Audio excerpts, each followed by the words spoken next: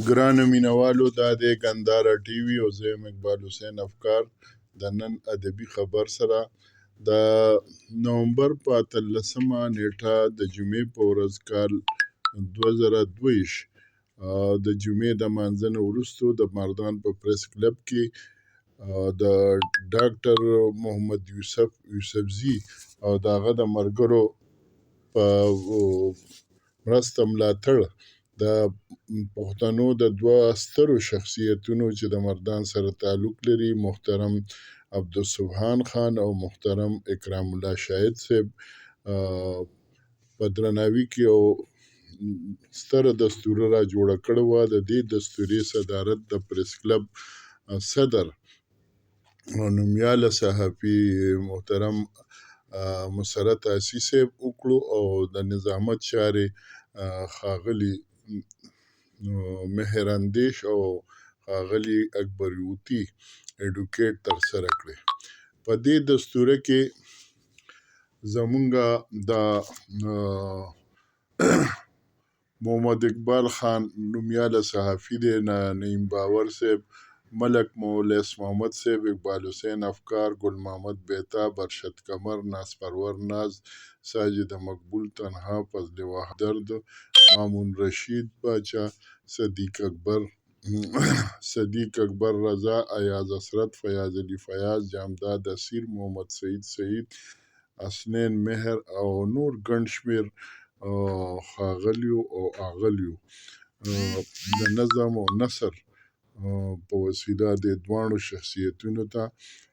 خراج وړاندې کو. د هغې علمي، ادبي، سیاسي او سماجي خدمات یې وستایل. د دستورې صدر نومیاله صحافي او د پریس کلب مردان صدر مسرت آسی صاحب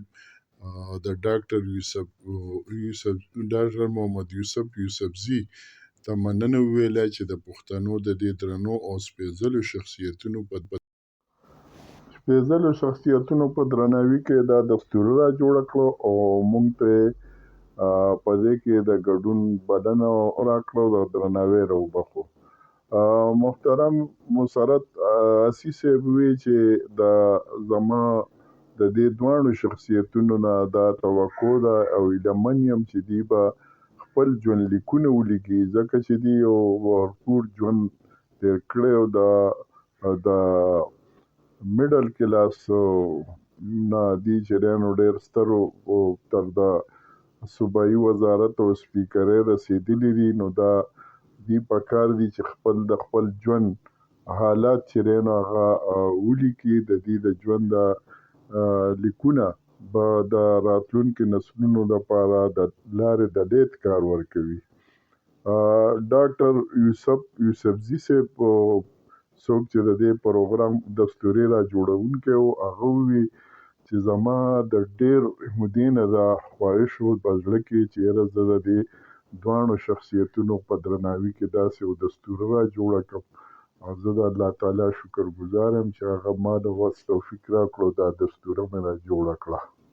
په دې دستوره کې د علم او ادب ډېر ستر شخصیتونه دي، هغوی به راځي او د دې په ژوند او جدوجهد به او ادبي، علمي، سیاسي، سماجي خدماتو به خبرې کوي. او زه بس دغه ټولو ته هرکلی وایم چې دوی راغلي دا دستوره په خپل راتګ ښایسته کړې ده. دواړو مشرانو چې کوم دی نو د یو بل خدمات ومستایل او د یو بل خانداني پس منظر یې هم په خبرې وکړې.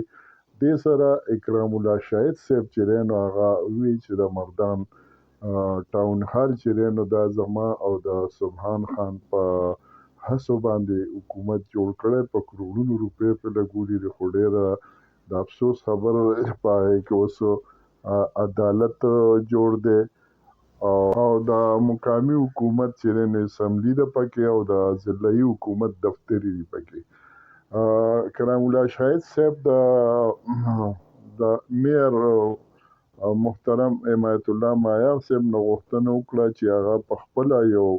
سماجي او سیاسي شخصیت دی او ډېر دغه شان د خیر ښېګړې کارونو له اوږه ورکوي، دا غوښتنه وکړه د میر حمایت الله معیار صاحب نه چې په دې لړ کې هغه خپله سررسوخ استعمال کړي او د مقامي حکومت د اسمبلۍ دپاره، د عدالت دپاره او ضلعي دفترو لپاره نور ځایونه مختص کړي. او دا آرټ کونسل دا د هال چې دی، کمیونټي هال چې دی، نو دا د دې مردان د ادبي کلتوري هلو ځلو لپاره خالي کړي. دې سره سبحان خان چې دی نو هغه نوي کول زلمو ته خواست وکړو چې تاسو نورې ژبې مې زده کړئ، علم هم حاصل کړئ، خو خپله ژبه چې دی پښتو هغه مه هېروئ او د پښتو لیک لوست زده کړئ، پښتو لیکئ، پښتو وایئ او پښتو کوئ. نو دا ډېره محبوب